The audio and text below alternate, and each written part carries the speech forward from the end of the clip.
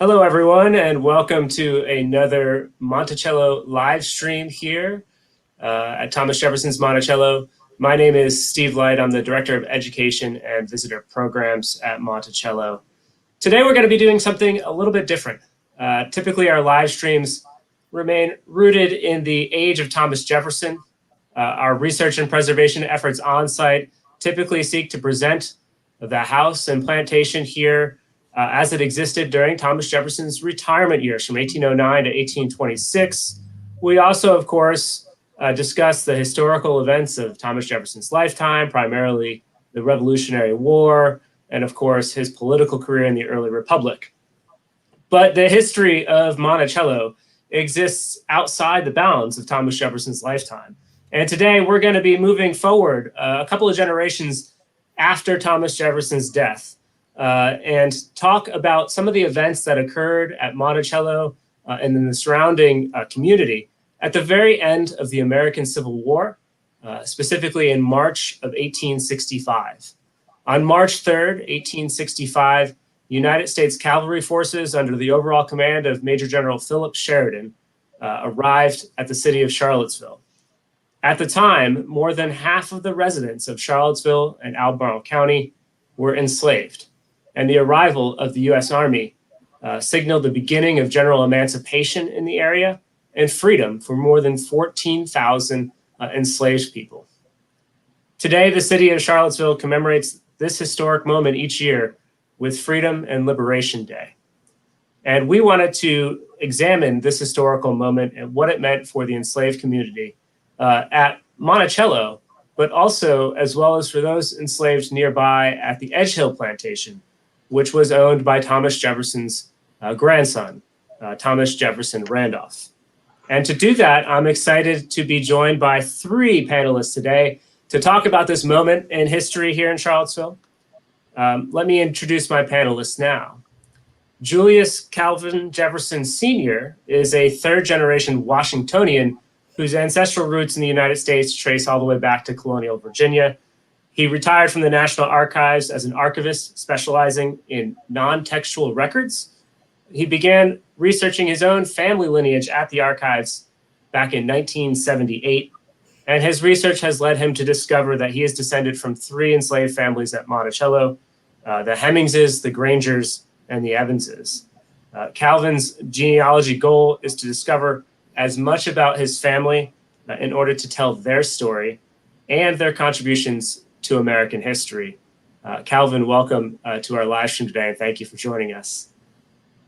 We also have here Sam Towler, who's a researcher and author of The Court Doth Order, a collection about the lives of Charlottesville area residents from 1800 to 1900, and the short story, Monticello During the Civil War. His own ancestor was a Monticello farm manager in the period after Thomas Jefferson's ownership, and he has done extensive research on Albemarle County during and after the Civil War. Sam, thank you for joining us today. Thanks. And finally, Gayle Jessup White is Monticello's Public Relations and Community Engagement Officer. In addition, she is descended from three enslaved families connected to Monticello, the Hemmingses, the Hubbards, and the Evanses. She is also descended from Thomas Jefferson through one of his descendants as well. Gayle, thank you for joining us on the live stream today. Thank you so much. I'm excited about today's program. Me too. So let's jump right into it. And I'd like to start by having us kind of set the stage for March of 1865. So at this point in the history of Monticello, Thomas Jefferson's been dead for nearly 40 years. He famously died deeply in debt. The family sold Monticello. And Sam, I'd like to begin with you. Can you give us some context on Monticello during the Civil War? Who owns Monticello? What's going on here during this time? So Uriah Levy, who lived in New York, he was a sea captain. He bought Monticello in 1834, and at the start of the Civil War, he still owned Monticello.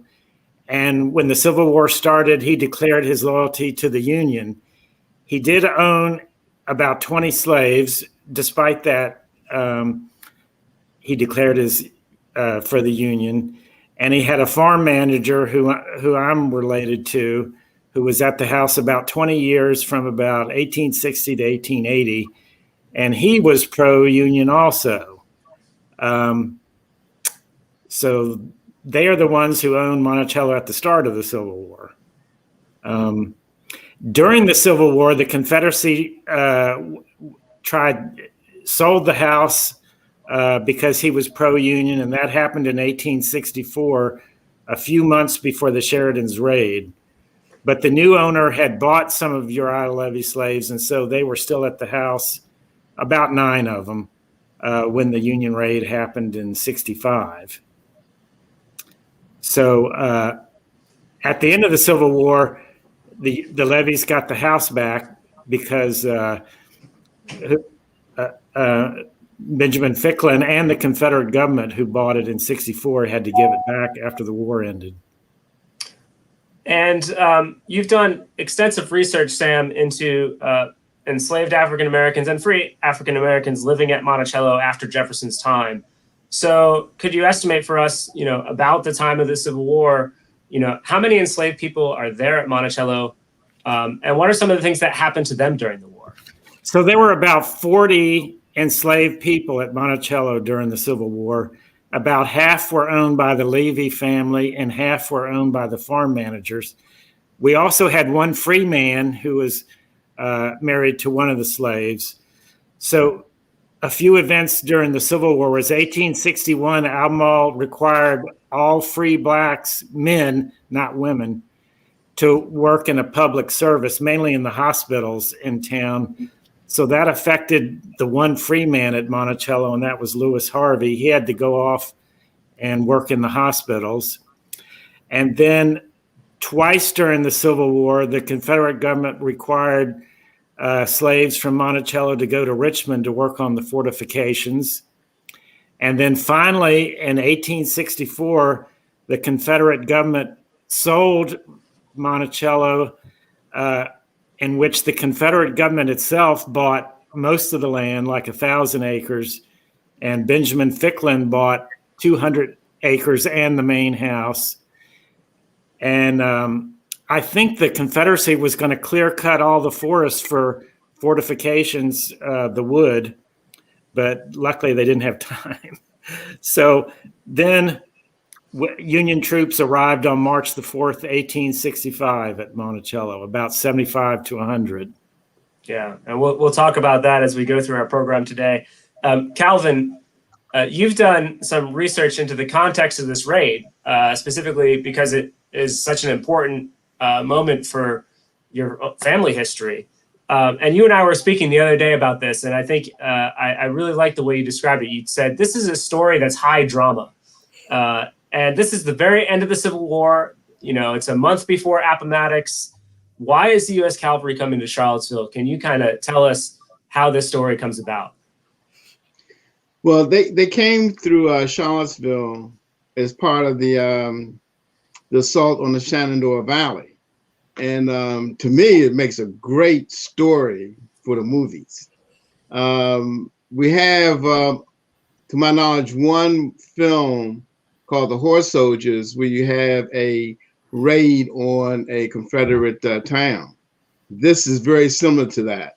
They came to Charlottesville to divert the Confederates troops away from their main objective. The main objective really was to get down to Richmond. So they came into Charlottesville and they destroyed the railroads. That was the other objective, because the railroads were supplying the Confederate troops with goods. And the other thing that they did, as they came through the Shenandoah Valley, they did a scorched earth policy, very similar to what they did down in Georgia.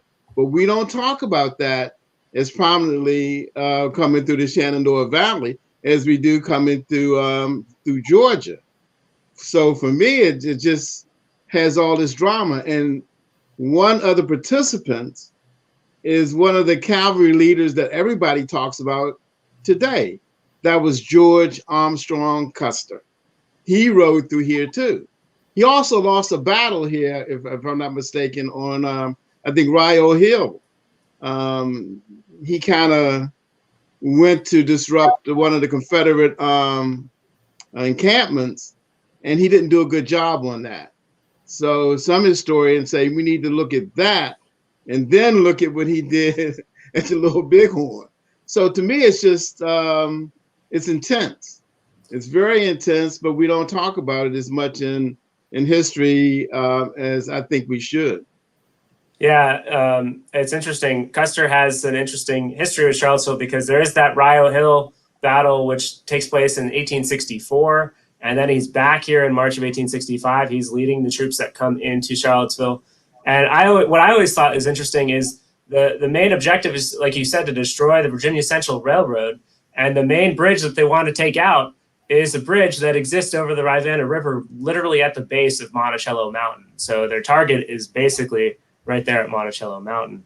It is a fascinating story. And there are several primary sources that speak to this story. And of course, wherever the US Army goes at this point in time, for the white inhabitants, this is reflective often of danger to their personal property, but to the Black people who are living in these communities, the US Army's arrival means freedom. This is after the Emancipation Proclamation.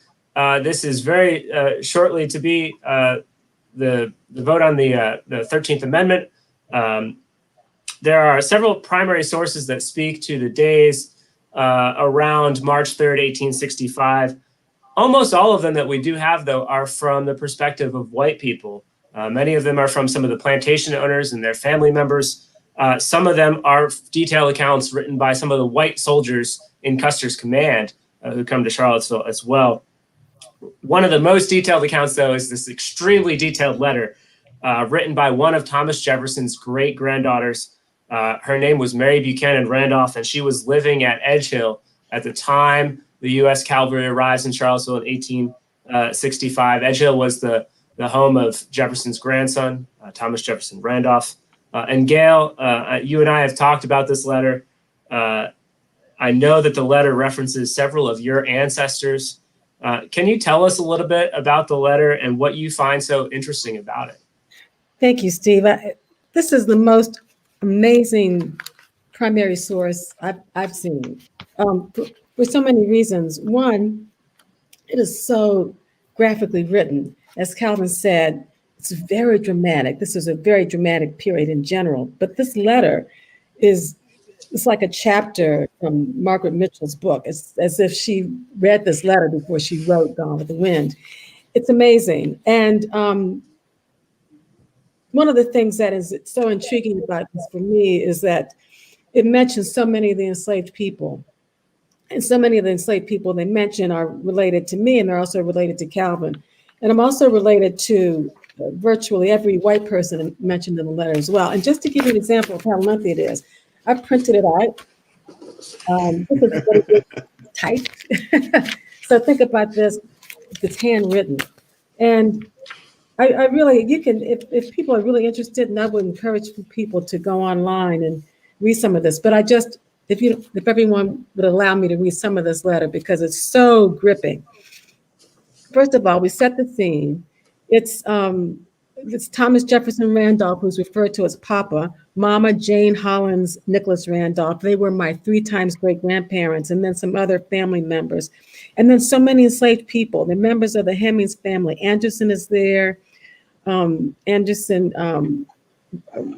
is there. There is Sidney Evans Hughes. There's Philip Evans Hughes. Those are your people, Calvin, of course. There's my family, Rachel Robinson, Sally Robinson, Henry Robinson, just so many of the enslaved people. So Mary starts this letter to her sister. She says, "My dearest Jane, Papa sent a dispatch to Coburn today to be sent to Tom to give you news of our safety and losses. I will write to you today to give you an account of these last 5 frightful days, beginning with Friday, when we heard the Yankee cavalry were really in Charlottesville." Cure, Monticello Robinson Taylor, that is, and he was my great-grandfather, came down early in the morning and told us he had been entirely defeated and the Yankees were across the mountain. And then she goes on with many pages to talk about what happened to Thomas Jefferson Randolph, who fled with some enslaved people to the mountains because The Yankees were in pursuit of them. And the Yankees, as if, I'm not a Yankee. And so, but I'm reading this from the perspective of a very much entrenched Confederate town. I mean, Charlottesville was very much a Confederate town, and these women identify themselves in this letter. Mary identifies herself very much as a Confederate woman.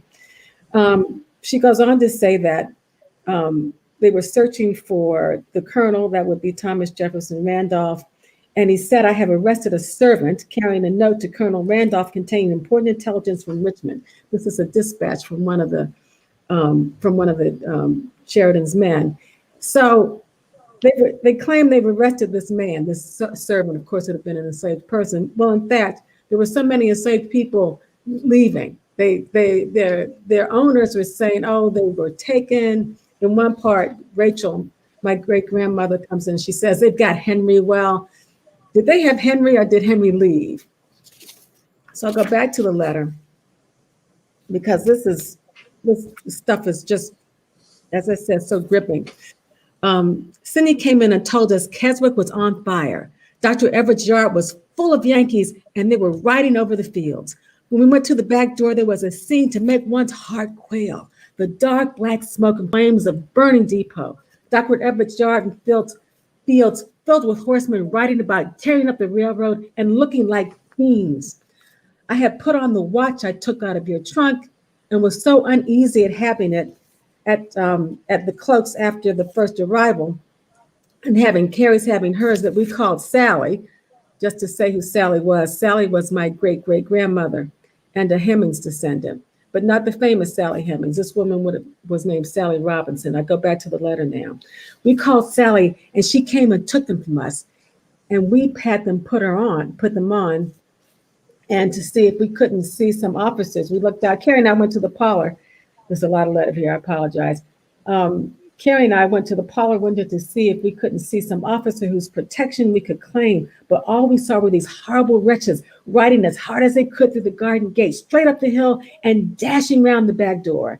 And she goes on and on in this vein until she finally says that someone comes in and they take the rings, they literally take the rings off the women's fingers. And another man comes in with a gun. And then she goes on to say, and they could talk threatening this hard wretch, and until at last he gave the men 2 of our rings. I thought every minute they would have gotten to a fight and wish how they had blown his brains out. So these are good Confederate ladies wishing the Yankees had blown their brains out.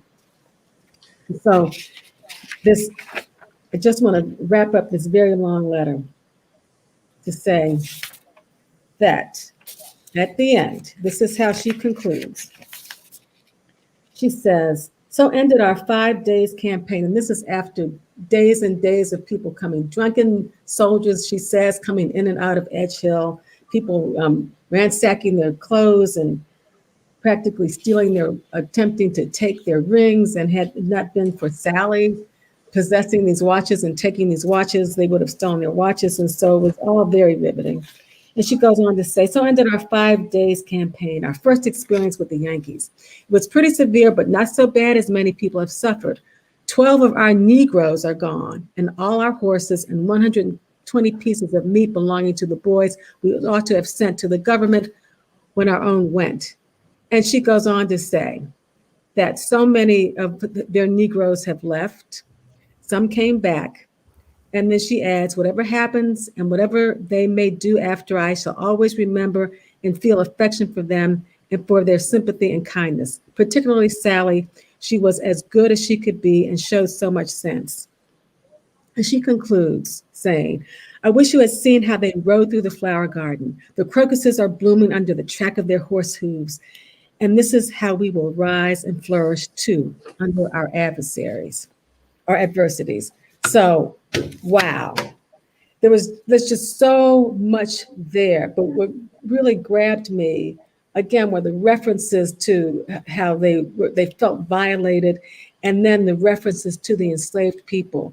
There's some 20 referenced in this letter, and what their roles were. Some of them leaving, some of them coming back, some of them running away, some of them taken away.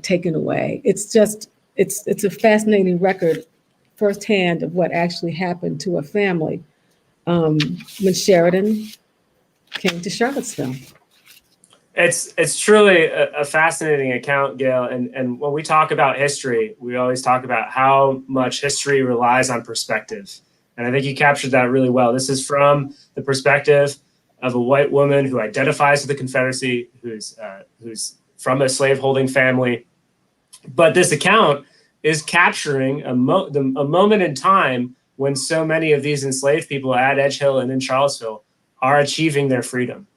And we have to imagine it's a tremendous moment of uncertainty for these people because they don't know what happens next, right? And so she captures, she describes some of the enslaved people choosing to go off with the U.S. Army to decide that that is their route to freedom, that is their ticket out of slavery. Others choose to stay. And again, still others you reference, she refers to as being carried off. And of course, we can unpack what that means. Were they carried off or were they choosing to claim their freedom? But it's interesting to note that her accounts differ so much from even some of the other white accounts of this raid. So we have a soldier with the 1st Rhode Island Calvary in Custer's command, a man named Frederick Dennison, who writes an account of this moment. And he talks about being met as the U.S. soldiers come into town by enslaved people who are literally singing praises of the soldiers for coming in to liberate them and offering them food and fresh baked biscuits and recognizing this moment as one of liberty, which is a very different account from how Mary Buchanan Randolph is depicting this moment of the downfall, right, of the kind of planter way of life that has existed from Thomas Jefferson's time down through to 1865 in Virginia. Calvin, as a follow-up to this, you're very familiar with this letter too, I know. And when you read this letter for the first time, and again, this is a primary source that is depicting the moment that your ancestors gained freedom, how did it change your own perception of history? Well, before reading this account, I always thought that slavery ended with the 13th Amendment to the Constitution. I really didn't give a lot of stake into the Emancipation Proclamation. But this account talked about my great-grandfather because he was one of the ones that left the plantation. And I don't think that he was carried away. I think he just left. And in the letter, they talk about how his mother was sad because Philip and his brother had left. I have a feeling, and since I know the personalities in my family, I think that they left because they realized at that moment in time that they were no longer slaves, that they were free men and they could come and go as they chose. And they chose to see what was going on with the Union troops. I think what historians have to do, or people who study history, take that letter and read it very carefully to decipher what really happened. I don't think any of those people actually were sitting back and said, oh my God, the Union troops are here. I think it was the opposite. Oh, it's time for me to go. And even though my grandfather came back, he came back on his own free will, and he made a life in Charlottesville after 1860 with his father and his brothers. So it made me realize that and gave me more faith in the Emancipation Proclamation than just being a document, a political document to get the foreign countries to not support the South. It was really real, and I understand now more about Juneteenth than I ever had before after sitting down and really looking at this document. Because I think the document holds a lot of truth about how the enslaved community really wanted freedom. You know, that all that stuff about how great slavery was, and even today, there's a congressman who made a statement that they housed them and they fed them and they gave them clothes. No, the people during the period of the enslavement wanted the same thing as the white people wanted. They wanted to be free. Mhm. And that's one of the things I'm finding about just studying the Albemarle County, blacks in Albemarle County. This whole area, the enslaved population did not want to be enslaved. They wanted to be free. So they just showed that. If I can just jump in here for a second, because this letter really is written from a white person's perspective. But if we follow what happened to some of the enslaved people after the war, I'll just give you an example. Calvin cited his ancestors who started a church, Union Run. In the case of Sally, my great-great-grandmother, who was related, by the way, to Mary Buchanan, because Sally is a Hemings, as I mentioned. She was described as being as good as she can be. So this gives you the impression of someone who was, again, a happy enslaved person. She was willing to help protect the watches so they wouldn't be stolen and protect her white family. Well, just let me tell you what this woman did. When this war ended, the war ended in 1865. In 1870, she's found in the census records living on a farm. But in 1880, in the census records, she has left her husband.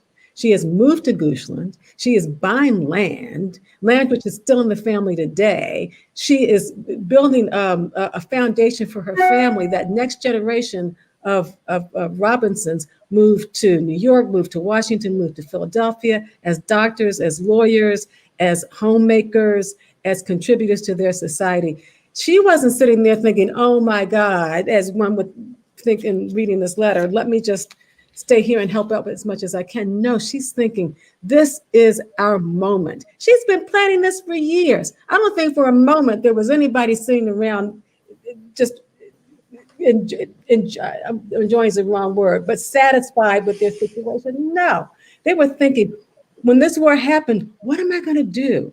What is my life going to be? What kind of life am I going to make for myself? And there's an indication of that in what happened to these people after the war and the lives they made and the descendants who are living on the foundation that they created for us. So no, we don't have any excellent primary sources from our ancestors, but we can extract from letters such as this and from what we know of the lives they created for ourselves. And as Calvin said, what we know of our own personalities, what's in our DNA. What's in our DNA comes from them. So it's so this kind of letter is helpful. It is helpful, but it's not defining. Yeah, it's you all have done such a great job of kind of dissecting and reading this source as historians do, because it's really, to Gayle, to your point, it's capturing a moment of choice that many enslaved people had prepared for, and the choices weren't easy choices. You know, where were you to go? Where was your family? Many of these people had family that were on other plantations, or they didn't know where their family members were. And so it's capturing this moment at the end of the war of great hope and opportunity. Freedom has arrived, but also these tremendous choices ahead about, you know, what the next move is for them. And I think that's what makes the letter so fascinating in ways that Mary Buchanan Randolph writing it perhaps never intended for us to see today and read into this letter. I want to talk a little bit about events specifically at Monticello too. And Sam, I know you've done a tremendous amount of research on this. So this letter is referring, you know, it's for Thomas Jefferson's family, but it's at Edge Hill, which is across the Rivanna River from Monticello. Monticello, as you've already established, had been a levy property. What is going on? Because the United States Calvary come to Monticello too, don't they? Yeah, on March the 4th, they were guided by James Thomason, who was a local black. He was their guide. And about 75 to 100 came to Monticello.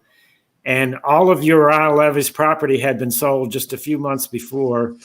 But they took the farm manager's supplies like hogs, horses, grain, and cattle to feed the troops. And because the farm manager was pro-union, he was able to make a claim for compensation, and he got most of his money back.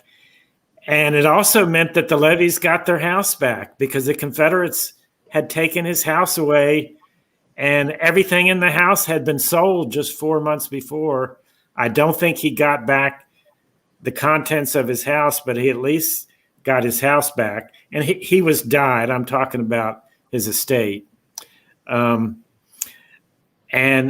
most of the people that of Levees enslaved that had been sold in 64 came back to the house. And also the Levees hired James Thomason, the same guy who was the guide for Sheridan's troops. The Levee family hired him, and he was working for the Levees at least in 1867. And some of his descendants worked for the Levees many more years. So it not only liberated all the African Americans at Monticello, it also gave the Levees back their house, which the Confederates had taken away from them. And I think it's fascinating that Gayle said Charlottesville is a pro-Confederate area here in Virginia, but here at Monticello, among the Levee family, among the farm managers, there actually were some Unionists. And in fact, what I think is so fascinating, Sam, about your research is that the reason you know so much about what happened at Monticello on March 4th, 1865, is from some of the claims filed by some of the Unionists for some of the damages caused, right? Right. Yeah, it's a fascinating story. So we focused most of our conversation on these kind of events, March 3rd, March 4th, that incredible primary source, and the experience of those enslaved people who were here at Edge Hill, at Monticello, in the community in the spring of 1865. But I think another aspect of this story that is fascinating is to look at some of the descendants of the enslaved community from the period of Thomas Jefferson's lifetime and some of their contributions during the American Civil War as well. We know that many of the descendants of Monticello's enslaved families served militarily for the United States Army during the Civil War, including at least 10 individuals that we know of who fought for certain in the United States Army, interestingly, in both Black and white regiments. Calvin, I know you've done some research into this. Can you speak to some of these stories as well? And I should also mention at Albemarle County more broadly, I know the Now Center at UVA has done a lot of research. They've discovered more than 200 people for African Americans from Albemarle County who served in the United States Army during the Civil War, which is incredible. Yeah. In my research, I found 9 of Elizabeth Hemings's direct descendants who fought in the Civil War, and I found 4 of her female descendants married men who fought in the Civil War. But the fascinating part for me is that 3 of them, the first one was John Shorter, and John Shorter was a direct descendant of Elizabeth, and he fought in the 55th Massachusetts. And Monroe Trotters' father, James Trotter, he fought in the 55th Massachusetts, and a man named Dupree fought in the 55th Massachusetts. Now, these guys had a very interesting story in that they became officers. I think, and I'm not sure, but there were these 3 men may have been the first commissioned officers in the Union Army. And the 2 of them prospered after the Civil War. James Monroe Trotter and William Dupree did very well up in Massachusetts after the war. Unfortunately, John Shorter died of his wounds that he had suffered at Honey Hill in South Carolina shortly, I think approximately 1865. But the whole story is fascinating, and their records of becoming officers are part of the records in the National Archives. The other people that become interesting is Sally Hemings's grandsons John Wells Jefferson, Beverly Jefferson, Thomas Hemmings, and William Hemmings, they fought in the Civil War in white units. They were not in black units. And one of them was, I think, a lieutenant colonel in the war, and I see his pictures up there. And the other people who were in the Civil War, fought in the Civil War, were the Freeman brothers, James Henry Freeman and Andre Freeman. And they are actually descended from the same lady I'm descended from, and her name was Betty Brown Hemmings. So the connection comes closer and closer. And one person I did leave out is George Edmondson. He's also a descendant of Betty Brown Hemmings too. So these people actually fought and served in the Civil War, which if you go to DC and go to the Civil War Monument, their names are there.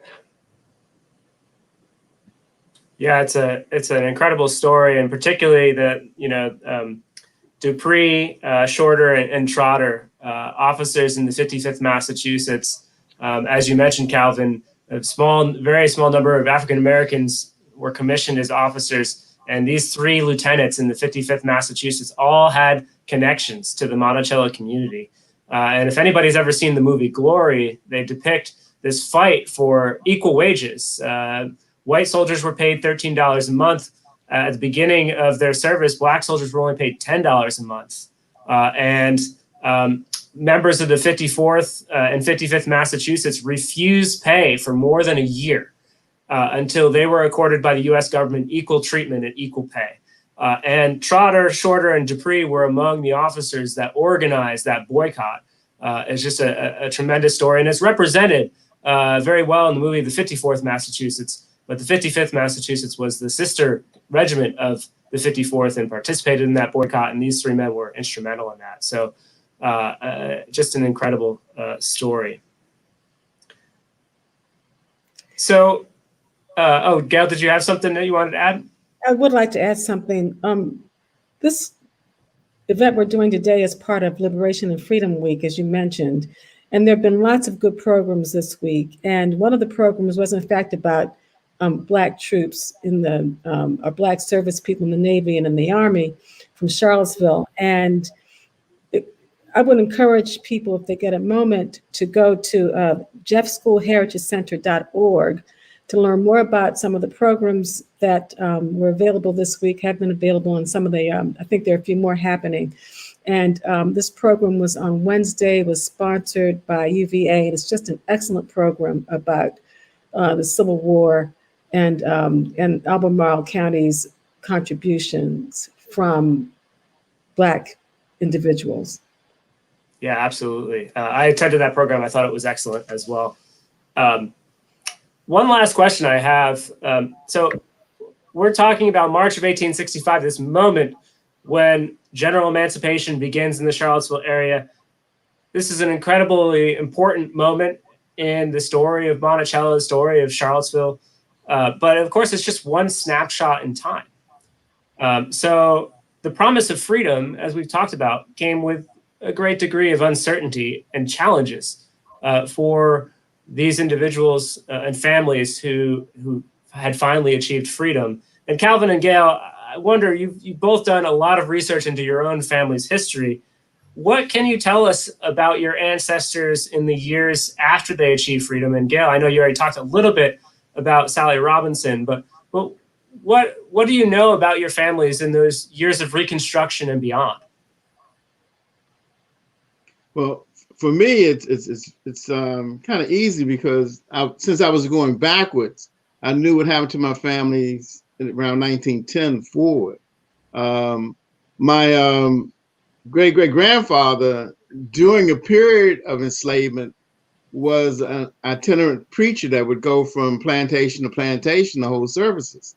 So after the Civil War ended, he and many of the enslaved population at Edge Hill founded a church on the property of Edge Hill, and the property was given to them by Thomas Jefferson Randolph. So they started Union Run Baptist Church. And they came together as a community, and most of the people in the church, either they worked on farms or they went out and had bought their own farms. So it's one where they began to I'm gonna use the term, move on with their lives based upon what they had witnessed and they experienced while being enslaved, because a lot of people bought property. A lot of people also knew that education was important. They got education. Some of the people in Albemarle County also established small businesses. So it's one where when you look at the area as a whole and what the enslaved population, the free population was doing, they were actually moving forward and establishing themselves in education, in business, before we got to the next stage of the period when they ended Reconstruction and we started getting things to go back. And my family left here between 1890 and 1910. They were gone, and they were gone to all points north to find work, and I think to get away from Charlottesville area. So it's one where they just moved on. My family, actually, I didn't know my family until I started doing this research. But just in brief, two of the people mentioned in this letter became my great-grandparents, and that would be Rachel Robinson, Sally Robinson's daughter, and Moncure Robinson Taylor, one of Thomas Jefferson's great-great-grandsons. And Rachel stayed in Charlottesville, Albemarle County, living very near Moncure Robinson Taylor, who remained unmarried until he was 50 years old, while her mother and the rest of the family moved to Goochland. My grandmother, who was actually in the 1900 census living with another one of the women mentioned in this book, in this letter, moved to Washington, D.C., where she married my grandfather, whose name was Arthur Jessup, and they established a family there. It's a very long story, and some of it's filled with more drama and more tragedy, and won't get into that now. And so the rest of these, as they say, is history. So we really have a stronghold. Is like Calvin, I'm a third generation Washingtonian, but I relocated to Virginia a few years ago, and I am very grateful for that. That worked out because that allowed me to continue to pursue my family's roots. But I just would like to mention people I never get a chance to talk about. You asked what happened after the war. I seldom talk about my mother's side of the family. Well, I saw Sam Towler in his presentation yesterday, and he mentioned that so many of the enslaved people enlisted in other parts of the country. So my great-grandfather on mom's side was from Virginia, but he enlisted in Ohio. His name was Shelton Green. And I found all this out just by doing the same kind of research, going through records. I didn't learn any of this growing up. And apparently he served in a mess hall while he was in the war. He was injured. He went on after that to become a valet or a butler at the embassy, French embassy in Washington, D.C. He moved to the French embassy, where apparently he taught my grandfather to cook.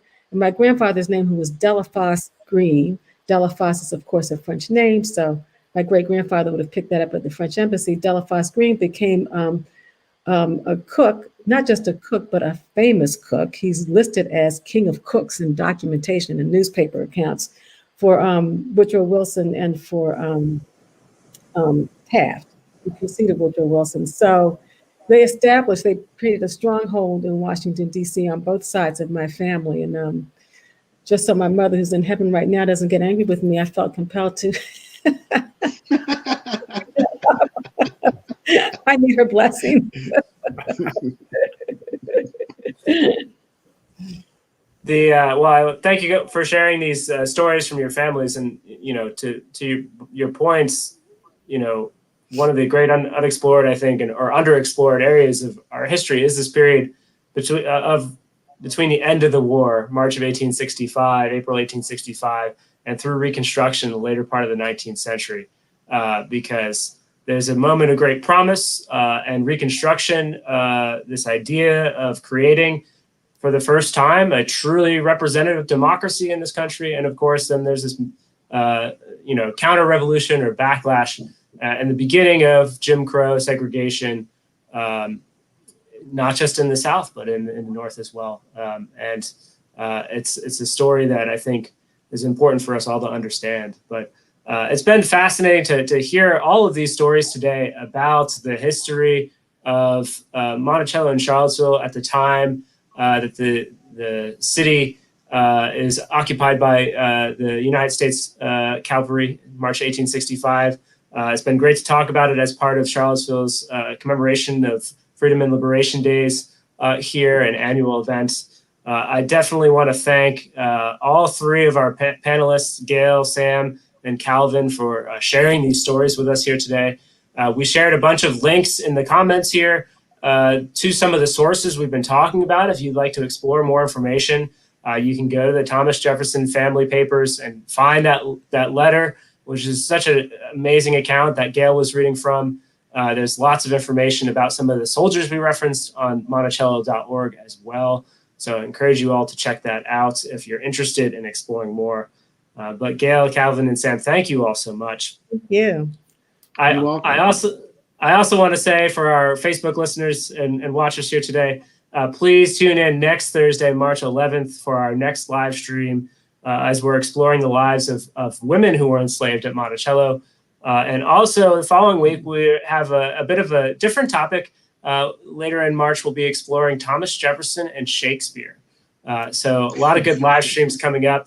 Hope you'll tune in and watch. But thank you all for joining us today. Thank you. Take care. Thank you.